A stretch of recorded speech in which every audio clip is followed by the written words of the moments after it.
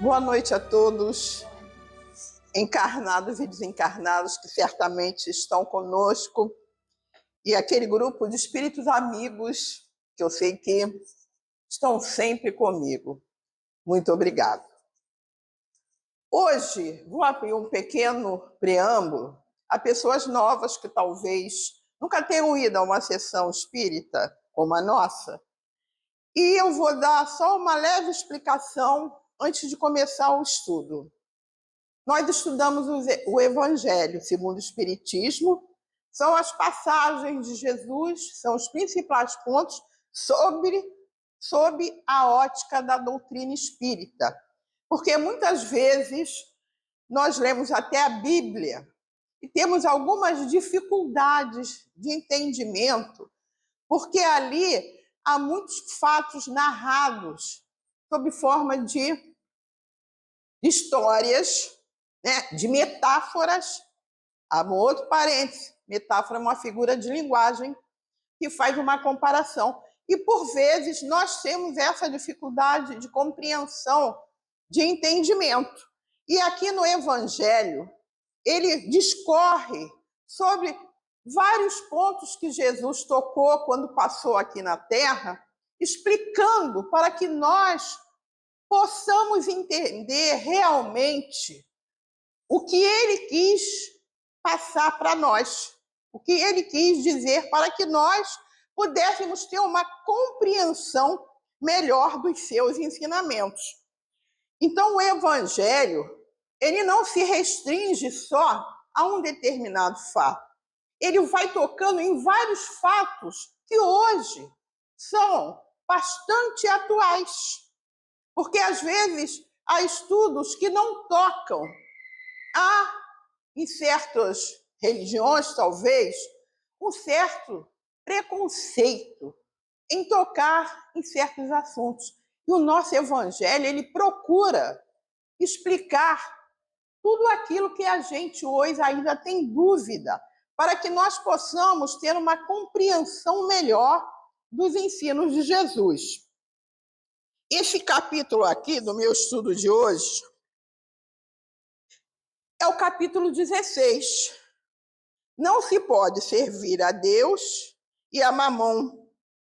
Ou seja, a gente não pode ter uma dualidade de opinião. Quando a gente escolher alguma coisa a seguir, nós temos que ser firmes no nosso propósito, não é? Então, se eu quero seguir a Deus, se eu quero seguir os ensinamentos de Jesus, eu tenho que procurar, dentro da minha capacidade, seguir e fazer aquilo que eu acho que é o melhor, que é o correto, que é o certo. E o meu ponto de hoje, o item 7, eu vou até discorrer o item 1, que já foi estudado, salvação dos ricos. O 2 foi preservar a avareza. O 3, aliás. O 4 foi Jesus na casa de Zaqueu. O 5, a parábola do mão rico. 6, nós estudamos semana passada, parábola dos talentos, foi bastante bom o nosso estudo. E hoje o meu estudo é um capítulo todo dedicado à riqueza, com o título de Utilidade Providencial da Riqueza, Provas da Riqueza e da Miséria. Mas o capítulo que eu vou estudar hoje, nós vamos estudar, ele só vai se dedicar plenamente à riqueza. Aí ele começa assim: se a riqueza houvesse constituído um obstáculo absoluto à salvação dos que a possuem, conforme se poderia inferir de certas palavras de Jesus. Então, vamos parar aqui. Então, nós, que não somos ricos, muitas vezes nos lamentamos em não termos a riqueza que gostaríamos de ter. E muitos dizem assim: quem não é rico não vai entrar no reino do céu. Ou quem é rico é muito mais fácil entrar no reino dos céus. Esse reino dos céus, a gente que é espírita entende que após o nosso desencarne, habitaremos um lugar melhor, onde continuaremos, se tivermos mérito, o nosso processo de evolução. Porque, como diz a gíria aqui, nós vamos colher o que nós plantarmos. Então, a riqueza, ela põe em evidência a dificuldade daqueles que lutam para obter na Terra facilidades, bons momentos, prazeres. E muitas das vezes eles perguntam assim: para o rico, tudo é mais fácil. Para o pobre, tudo é mais difícil.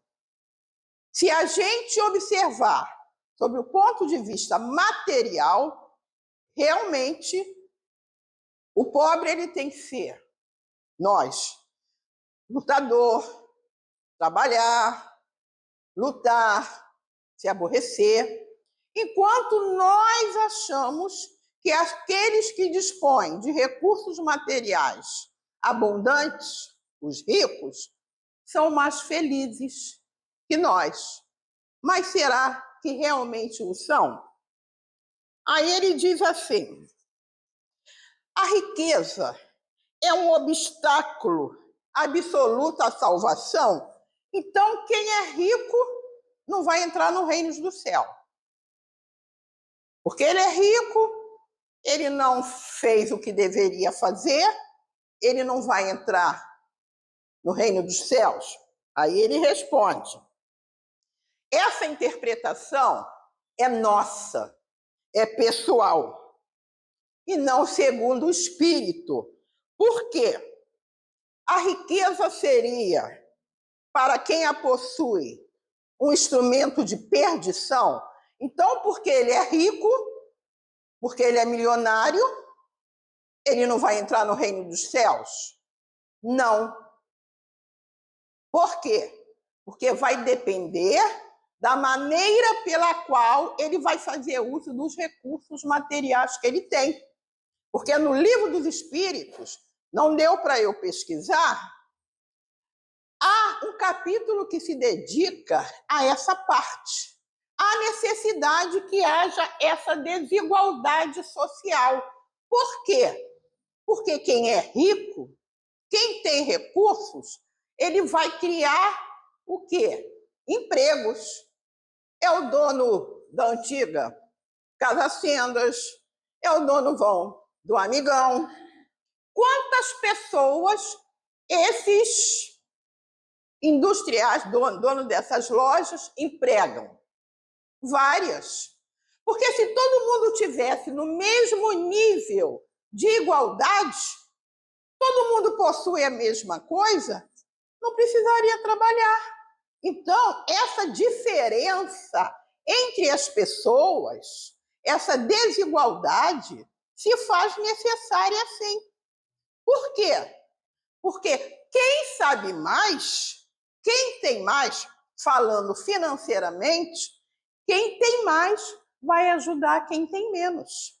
Então, nós que estudamos um pouquinho, estamos lendo aqui o Evangelho, o Livro dos Espíritos também fala, não temos que ficar revoltados, com raiva de quem tem mais que a gente.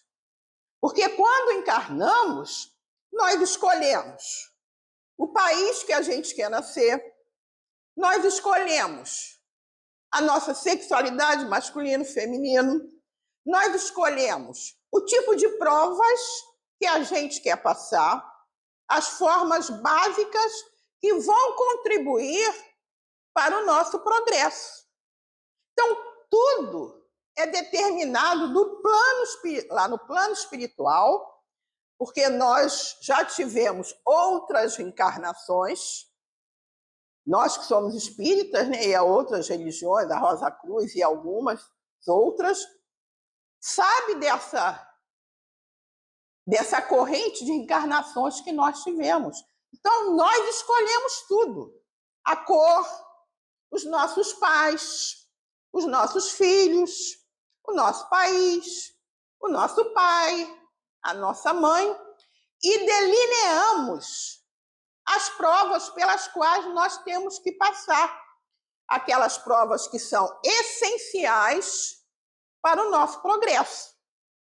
Então, se nós viemos numa condição mais simples, porque no plano espiritual nós escolhemos vir nessa condição, porque essa seria a melhor maneira para que nós pudéssemos evoluir. Porque qual é o objetivo das encarnações sucessivas que nós tivemos e ainda vamos ter? A nossa evolução como espírito imortal que somos. Mas aí algumas pessoas brincando, quando a gente fala isso, diz assim, mas eu não escolhi ser pobre. Se eu pudesse escolher, eu escolheria ser rico. Quem já não fala? A gente fala assim brincando, né? A gente fala, eu queria ser rico. Mas dentro da minha programação, do meu planejamento reencarnatório, a minha necessidade de evolução era de vir numa condição mais simples, para que eu pudesse evoluir. Entende?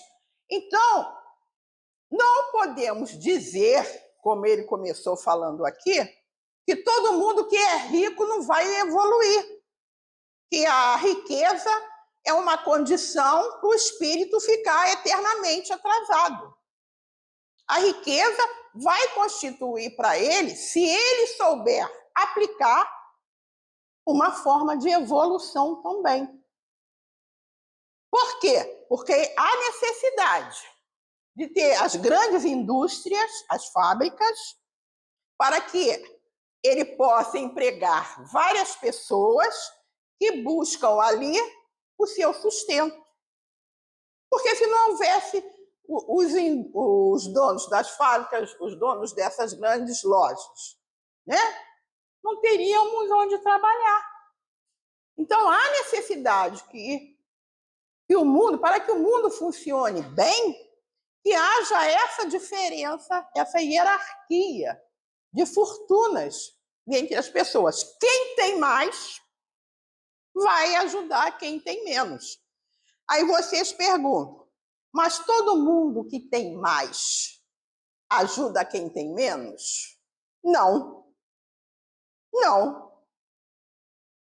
Alguns procuram, dentro das suas possibilidades, do seu conhecimento, procuram ajudar os seus empregados. E há alguns que são indiferentes.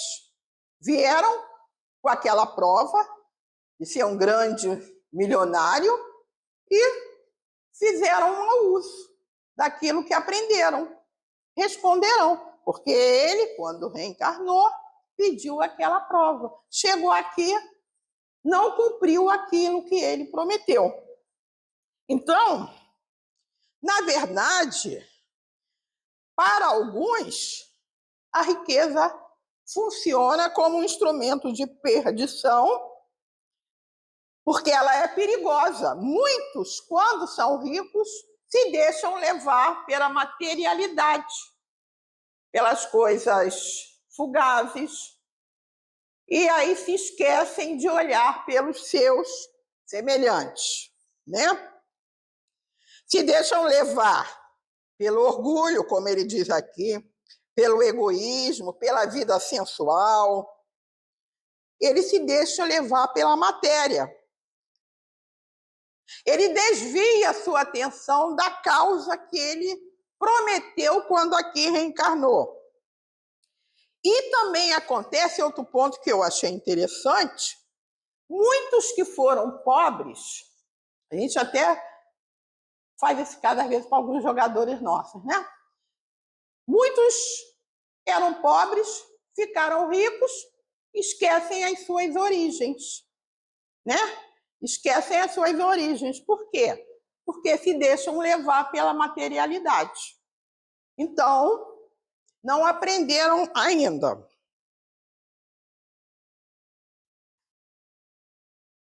Aí ele diz também assim,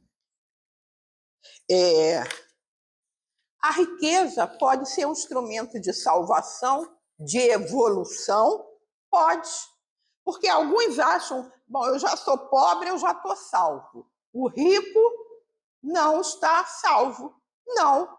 A riqueza é um instrumento também de evolução, porque seria incoerente se Deus tivesse colocado a prova da riqueza para a gente se afundar, para a gente parar, não é? Então, a riqueza, dependendo do uso que nós façamos dela, de quem a possui, ela vai ser um equilíbrio para a pessoa evoluir ou para a pessoa estagnar, que a gente não retroage. O espírito não retroage, nós já aprendemos isso. Mas ele fica naquele nível, ele não anda para frente.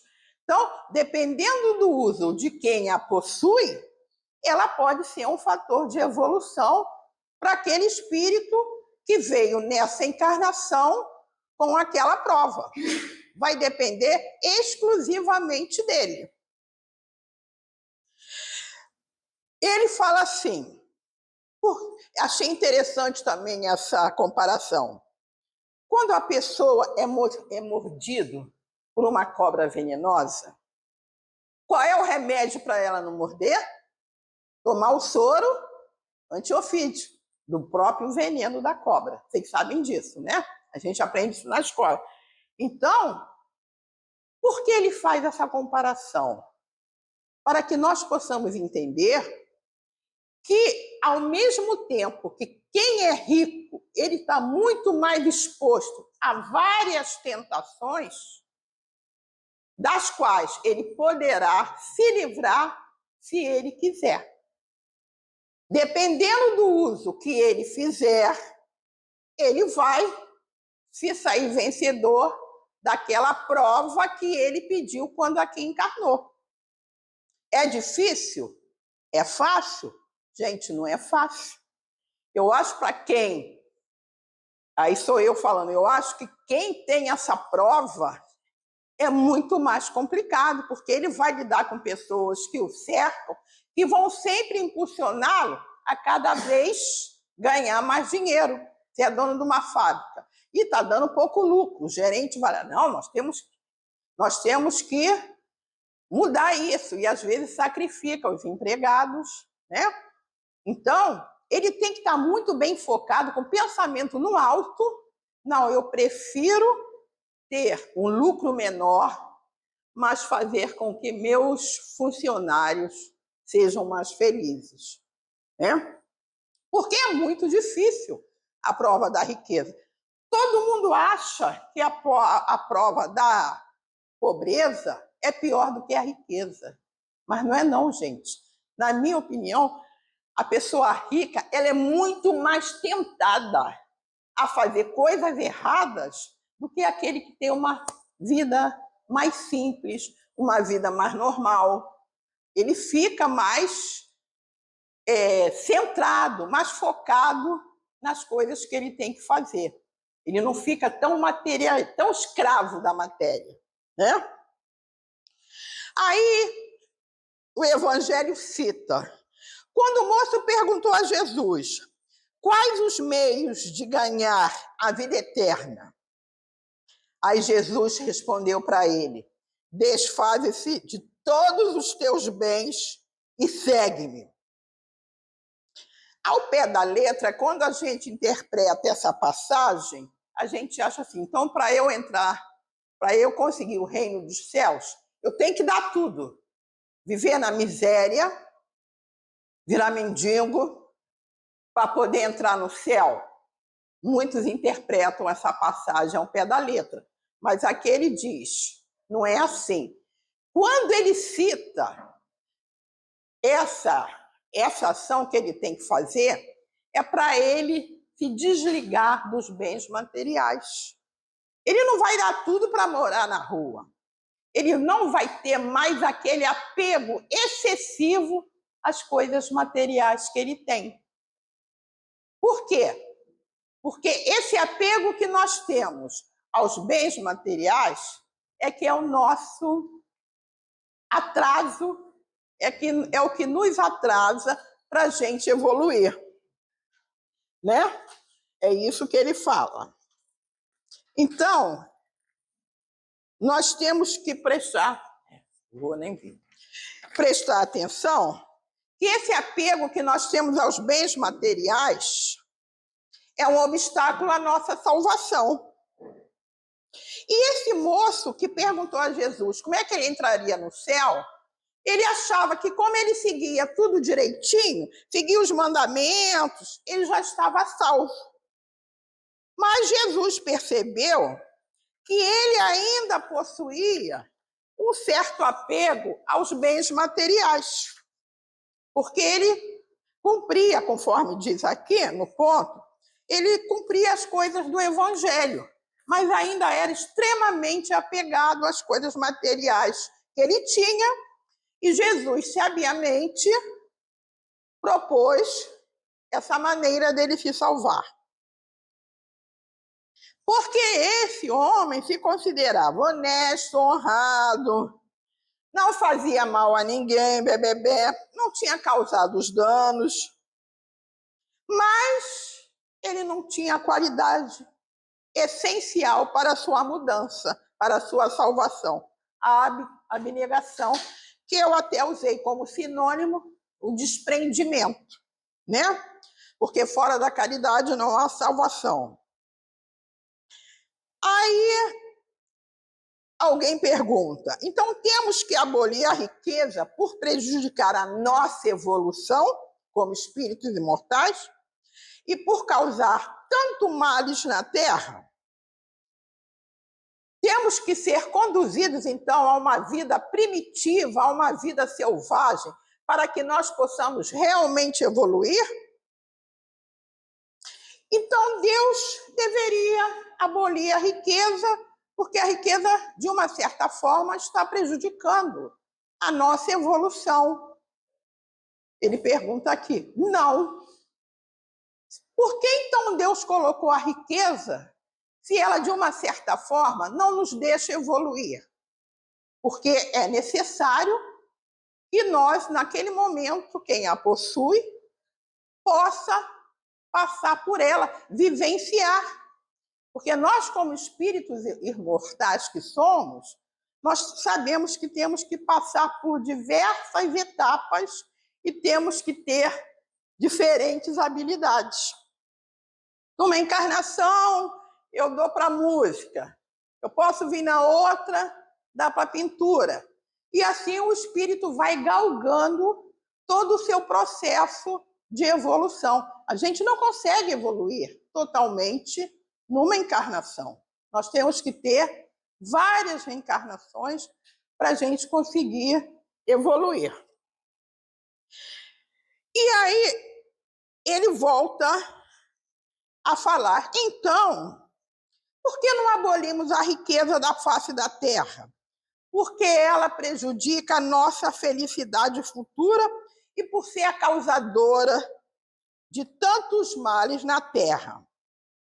Aí eu me lembrei, quando eu estava fazendo essa parte, do atual momento que nós estamos vivendo. Sem citar nomes, há grandes líderes mundiais que já tiveram a coragem, entre aspas, de dizer: a minha nação é a melhor do mundo, não é? Eu sou o rei do mundo. O meu país é o melhor do mundo. Nós, como espíritas, lamentamos, porque não há rei, não há ninguém que seja o melhor do mundo, porque o nosso planeta, a Terra, é um planeta de provas e expiações. Todos nós que estamos encarnados nesse planeta, que vai mudar a condição para o mundo de regeneração, nós espíritas sabemos, estamos aqui em processos de de evoluir, de evolução. Então, ninguém é rei de nada. Nós estamos aqui para crescermos como espíritos imortais que somos. Não podemos ter a pretensão de nos aclamarmos reis do mundo, porque isso ainda é uma vaidade, é uma falta de compreensão da pessoa que dá para si mesmo esse título. Então, ele pergunta, então a riqueza deveria ser abolida do mundo para que todo mundo ficasse no pé de igualdade? Eu já disse anteriormente, não. O mundo precisa dessa desigualdade social para que as pessoas que disponham de mais posses possam ajudar aquelas que têm menos. É a função delas. Ajudar a várias pessoas a sustentarem as suas famílias. Então, Deus não faz nada sem ter uma lógica consistente. Deus faz tudo para que nós possamos evoluir. E quem somos nós para questionar os desígnios de Deus? Não somos ninguém. Não somos ninguém. Então, nós só vamos aprender quando nós estudamos. A cada leitura que a gente, às vezes, faz do Evangelho, a gente aprende um pouco. Então, a cada estudo que eu faço, já passei por esse estudo, mas já tem tempo. Eu já estou hoje com uma nova visão daquilo que eu vi outrora. Cada vez a gente vai sedimentando mais o nosso compromisso com a verdade. E aí, a riqueza teria que ser abolida do mundo que vivemos para que nós possamos ser felizes e não sermos tentados à perdição? Aí ele diz assim, não é a riqueza que causa os males na Terra. O que causa o mal, o que prejudica a Terra somos nós, espíritos encarnados. Pelos nossos atos é que fazemos as coisas erradas e vão prejudicar o planeta. Porque se no momento que eu disponho de recursos materiais abundantes e eu sei empregá-los bem, eu não estou prejudicando ninguém. Eu estou ajudando, eu estou crescendo como espírito imortal. Então, na verdade, como ele vai fechar aqui o ponto, daqui a pouco, a riqueza é um instrumento de evolução para o espírito. Não é um instrumento de retrocesso. Quem estraga as coisas somos nós. Aí eu me lembrei de Santos Dumont. Quem foi Santos Dumont? Foi o inventor do avião. Quando ele inventou o avião, qual foi a ideia dele? Ajudar as pessoas, a mobilidade. Se eu levava 10 horas para ir, aliás, 22 horas para ir daqui a Brasília, quando eu pego um avião, eu vou em 1h20. Mas por que Santos Dumont ficou desgostoso? Porque quando ele viu que a ideia que ele teve para ajudar as pessoas na sua mobilidade foi usada para quê? Para as guerras, né? Para prejudicar os outros. O que Santos Dumont fez? Se suicidou. Triste, porque ele achou que ele era o causador dessa desgraça, né? Então, o que estraga o mundo não são as ideias que surgem, porque o mundo também necessita evoluir. Somos nós, espíritos encarnados, que fazemos mau uso das ideias boas que, por vezes, nós temos. As grandes invenções, como o Divaldo disse numa das suas palestras, são intuições que os espíritos de luz dão para que a humanidade progrida, para que a humanidade possa caminhar e beneficiar os outros. Anos atrás, teve uma gripe, acho que foi a espanhola, naquela época ainda não havia vacina, né? Então, morreu muita gente. Depois surgiram as vacinas, que são fatores que impedem que a doença se manifeste plenamente. Então, Deus, através dos seus emissários, porque as grandes descobertas são intuições dos espíritos, eles dão as ideias para que nós possamos vencer os males da humanidade. Mas, por vezes, o homem, ele usa aquela ideia para o mal. Estamos vivendo atualmente guerras. Os drones. Quantas coisas boas os drones já fizeram? Quando há esses desabamentos, quando há catástrofes, eles não podem ir até certos lugares, né? Barragens que caem, eles vão usar os drones e vão localizar pessoas ali. Mas todo mundo faz bom uso dos drones? Não fazem mesmo. Quem é que usa? O homem. Então, as ideias são boas, mas o homem, pela sua incapacidade, pelo seu retrocesso, pela sua imperfeição, ele faz daquele instrumento um uso errôneo, um uso errado para prejudicar o seu semelhante. E aí ele fala também que o mundo, achei interessante essa parte, o mundo precisa evoluir, a população mundial está crescendo e o mundo tecnológico precisa de descobertas científicas para que o mundo possa evoluir cientificamente e para que o homem possa fazer pesquisas para a cura de doenças, para a cura de certas doenças que ainda não têm um remédio amplamente efetivo, há necessidade de pesquisas. E, às vezes, muitas vezes, tem que buscar insumos que são caros para a fabricação de remédios. E isso precisa de quê? Dinheiro, né? Para poder as pessoas que se dedicam lá nos laboratórios das grandes faculdades, pesquisadores, buscar a cura de muitas doenças. Então, o dinheiro se faz necessário, sim. Agora, compete a nós usar o dinheiro na prática do bem, no nosso progresso moral. Por quê? O dinheiro está muito ligado ao progresso intelectual, mas ele também é necessário para que o mundo caminhe, não fique obsoleto, não seja um mundo atrasado.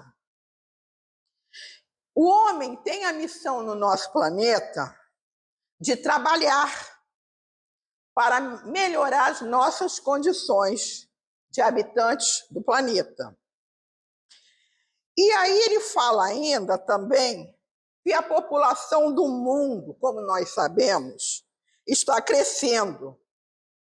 E há necessidade de trabalho, e há países ainda que dispõem de poucos habitantes, como o Canadá, que é um país que a gente sabe, eles dão assim um valor muito grande aos imigrantes, porque é um país muito frio. Então, eles têm uma política de imigração das pessoas irem trabalhar lá, morar lá, para que o país possa crescer. Eles incentivam muito. Então, ele fala desse estreitamento de laços entre os países, ou seja, um país ajudando ao outro que tem mais carência de pessoas, de trabalho, de mão de obra, porque essa é a verdadeira relação. Nós somos todos irmãos na Terra, não somos irmãos biológicos, mas somos todos filhos de Deus. Então, na Terra, que caminha num processo de evolução, a Terra tem que ajustar esses laços de fraternidade entre os povos. E a gente fica triste hoje quando a gente vê ainda, né, estamos vivenciando agora guerras, né? Cujos irmãos estão atacando uns aos outros, matando uns aos outros. Quando, na verdade, O ensinamento de Jesus é a paz, é o amor, é a fraternidade. Então, nós que desfrutamos de um pouco de conhecimentos, é nosso dever como cristãos que somos, de procurar sempre o quê? Semear a paz, semear o amor, procurar ajudar o nosso próximo, porque isso realmente é muito importante para o mundo. O mundo carece de amor, de sensibilidade. Nós que estamos na doutrina, que estamos aprendendo um pouquinho sobre os ensinamentos de Jesus, devemos sempre meditar nas nossas ações, naquelas coisas que nós fazemos no nosso dia a dia. Não somos perfeitos, mas temos que procurar evoluir para que nos sintamos criatura do mundo. E aí ele fala ainda, ele cita, que temos que estreitar os laços com os nossos companheiros de outros países, procurando vencer todos os obstáculos que separam uns dos outros, né, diferentes culturas, melhorando a comunicação entre os povos, para que o mundo vibre numa atmosfera melhor. A ciência material tirou das suas entranhas, foi o termo que ele usou, meios para melhorar a nossa condição aqui na Terra, no planeta. E para que isso pudesse acontecer, foi necessário que usássemos recursos materiais que permitissem grandes estudos científicos para melhorar o homem. A gente lembra das vacinas, vacina Sabin, tantas vacinas, né? Agora, uma cientista aqui do Brasil, esqueci o nome dela, já descobriu, ela fez um estudo, foi até já receber um prêmio da mobilidade daquelas pessoas que ficaram com uma dificuldade muito grande de caminhar, mobilidade física. Ela já descobriu um meio, né? Estão ainda em fase de testes para que veja a eficácia da descoberta, né?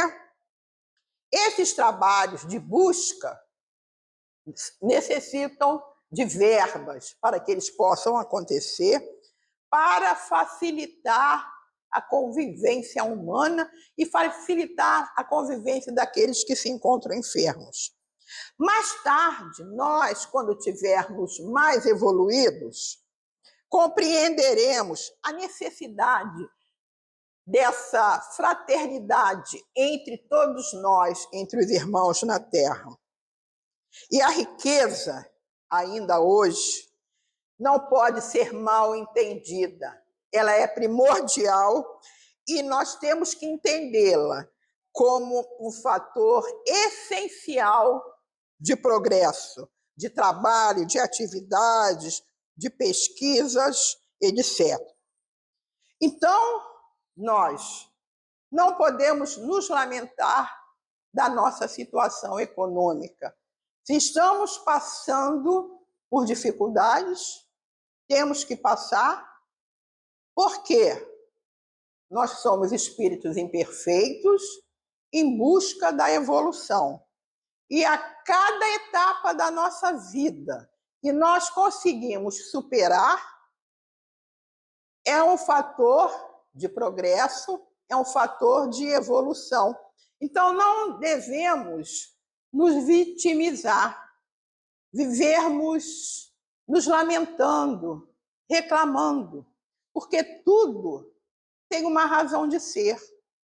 Tudo nos é imposto para nossa melhoria, para que nós possamos evoluir como espíritos imortais que somos. E não podemos ter a pretensão de achar que, se a gente fosse rico, a gente teria uma vida melhor.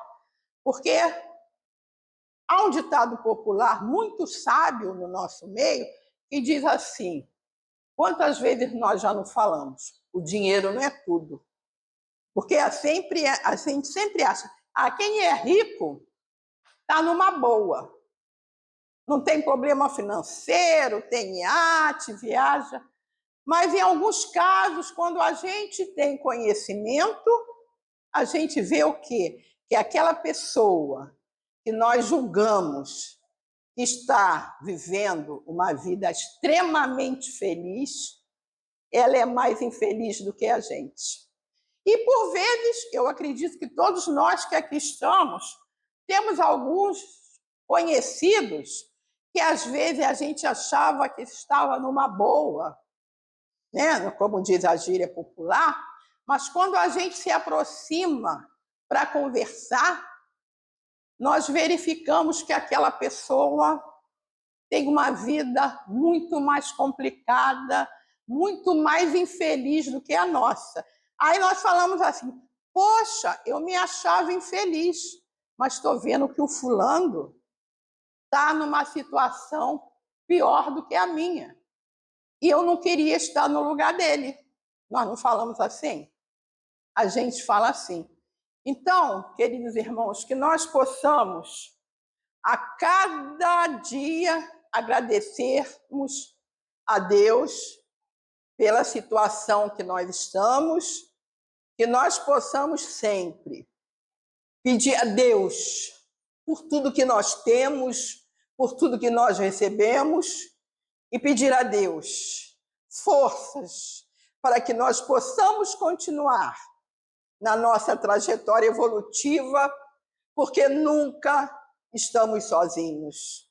Sempre há alguém do nosso lado, independente da religião que nós tenhamos, nós sempre temos, nós que somos espíritas, temos o nosso anjo protetor.